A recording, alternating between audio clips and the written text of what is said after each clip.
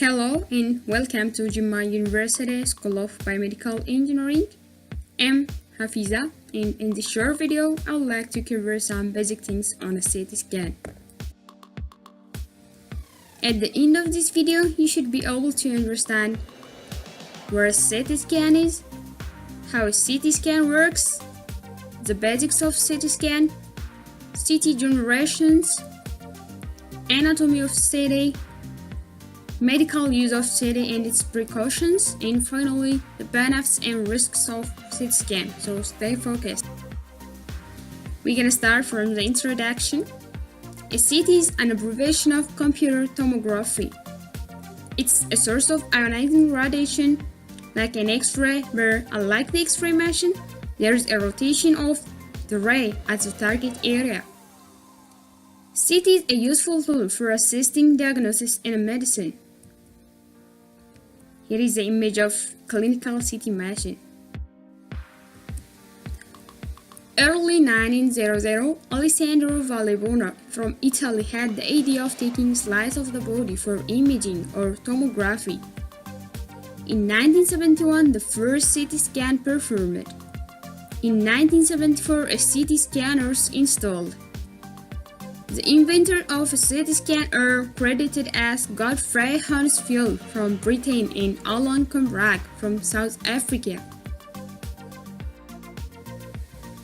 Before going to see how a CT scan works, it's better to define what a tomography means. The word tomography comes from two Greek words.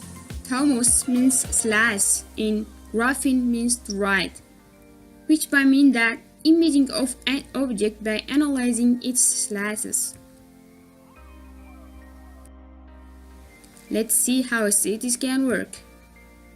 The basic principle of a CT is that the internal part of an object can be reconstructed from multiple projections of the object to produce a cross-sectional image of the body. Unlike the X-ray, the CT has the ability of gathering and compiling a 360 degree on the target area. We can get a better understanding of this by looking at this image. For projection of the X-ray in different angles, the X-ray are inside the ring, and the ring is able to rotate. The patient is put into the system by a couch or a bed-like structure. The target ring contains all arrays of detectors, and then the information from the detector is sent to the computer.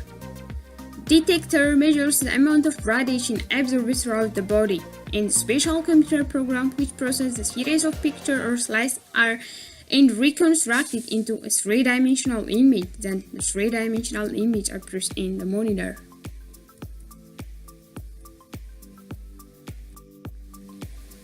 Now, let us talk about the development of CT scans. Basically, there are 5 generations that were developed to escape CT scan in history.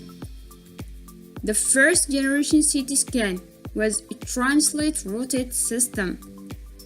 The second generation CT scan was also a translate-rotate system.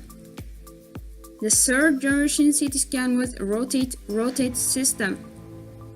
The first generation CT scan was a stationary rotate system. And the fifth generation CT scan was stationary system. In the first generation CT scan, X-ray tube and single detector are connected and moved together by translation and rotation. X-ray beam has linear or a pencil-like shape.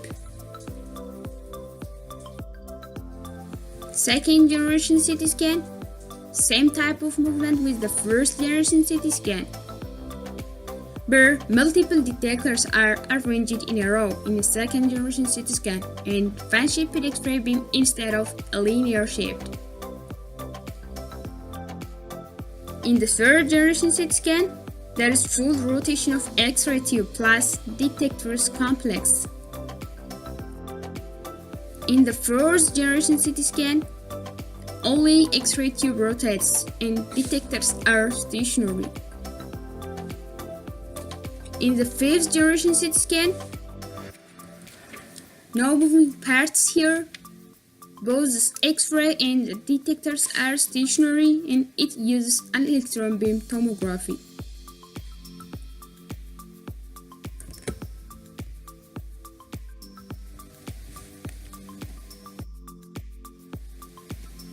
Let's see the basic part of CT scan.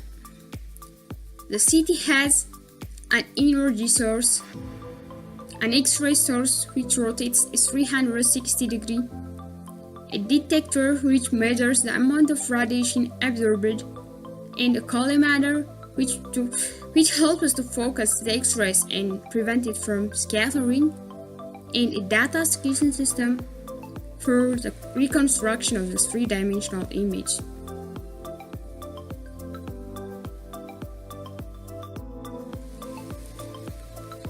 CT is a fantastic tool in medical use which allows the doctor to see inside the body without cutting it. Clinically, it's useful for obtaining images of soft tissues, the pelvis, blood vessels, lungs, brain, abdomen, bones, and it's often the preferred way of diagnosing many cancers such as liver, lung, and pancreatic cancers.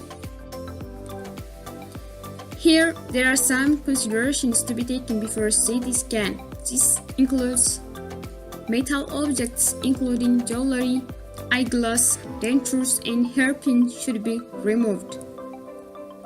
Patients may refrain from eating or drinking for a few hours.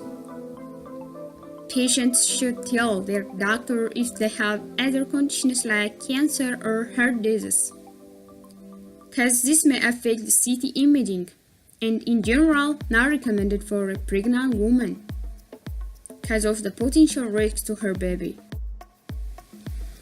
When it comes to the benefit of CT scan, it's painless. The CT scan procedure is non-invasive and it's generally quick and convenient.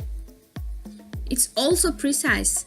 It gives a very clear picture where a problem is located, and it can help to plan treatment with more precision. But CT is risky because of radiation. Relatively high dose of radiation to the patient. Repeated tests can be subjected to a significant level of radiation, increasing cancer risk to the patient.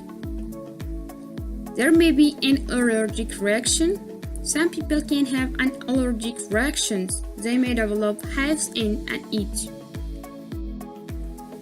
In conclusion, CT is used to see the internal parts without cutting. It uses an X-ray which rotates 360 degrees around the target. CT is a useful tool in medical diagnostic.